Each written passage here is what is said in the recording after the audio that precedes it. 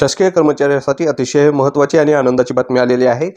तर शासकीय कर्मचाऱ्याच्या या 2 भत्त्यामध्ये वाढ होणार आहे। हे कोणकोणते भत्ते असणार आहेत हे जाणून घेण्याच्या अगोदर जर आपण या चॅनलवरती नवीन असाल तर चॅनलला सबस्क्राइब करून घ्या। व्हिडिओ आवडल्यास लाईक व शेअर जरूर करून घ्या। तर बघा बातमी काय आलेली आहे। तर बघा केंद्र सरकारने जुलै महिन्यात केंद्रीय कर्मचाऱ्यांच्या महागाई भत्त्यात 3% वाढ केली होती।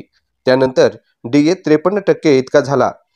आता सरकारने 2 अजून भत्त्यात वाढ केली आहे। आता त्याचा थेट परिणाम कर्मचाऱ्याच्या वेतनावर दिसेल। आता त्यांचा पगार वाढणार आहे। नर्सिंग भत्ता आणि ड्रेस भत्त्यातही वाढ करण्यात आली आहे।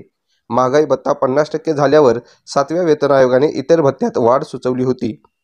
नर्सिंग भत्ता आणि ड्रेस भत्ता सप्टेंबर महिन्यात नर्सिंग भत्ता आणि ड्रेस भत्ता दोन्हीसाठी पात्रता निकषात सुधारणा करण्यात आली। 4 जुलै 2024 रोजी EPFO ने याविषयीचे एक परिपत्रक काढले। त्यानुसार महागाई भत्ता 50% झाल्यानंतर इतर ज्या भत्त्यांवर परिणाम होईल त्यात 25% वाढ करण्यात येईल। आरोग्य आणि कुटुंब कल्याण मंत्रालयाने 17 सप्टेंबर 2024 रोजी याविषयीची वाढ केली आहे। नर्सिंग भत्ता हा सर्व नर्सेसला देण्यात येतो। आता यामध्ये 25% वाढ करण्यात आली आहे। आरोग्य मंत्रालयाने 17 सप्टेंबर 2024 रोजी याविषयी माहिती दिली होती।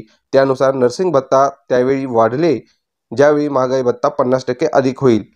केंद्रीय वेतन आयोग प्रत्येक 10 वर्षांनंतर तयार होतो। हे सरकारी कर्मचाऱ्याचे वेतन भत्ते लाभ यांचे मूल्यांकन करते। 7व्या वेतन आयोगाच्या शिफारसी 1 जानेवारी 2016 रोजी लागू करण्यात आल्या होत्या। 17 सप्टेंबर 2024 नुसार ज्यावेळी महागाई भत्ता 50% वाढतो त्यावेळी 25% वाढवण्यात येतो। महागाई भत्त्यात 3% वाढ। केंद्र सरकारने कर्मचाऱ्याच्या महागाई भत्त्यात आणि निवृत्ती वेतनधारकाच्या दिलासा दिवाळीपूर्वीच वाढवला होता। त्यात 3%ची वाढ करण्यात आली होती। केंद्रीय कर्मचारी आणि सेवानिवृत्त कर्मचाऱ्याची दिवाळीपूर्वीच दिवाळी साजरी झाली होती। देशातील 1.15 कोटी कर्मचारी आणि सेवानिवृत्त कर्मचाऱ्यांना या निर्णयाचा फायदा झाला होता।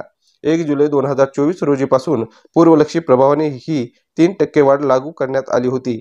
यामुळे केंद्र सरकारच्या तिजोरीवर 9,448 कोटींचा बोजा पडला होता।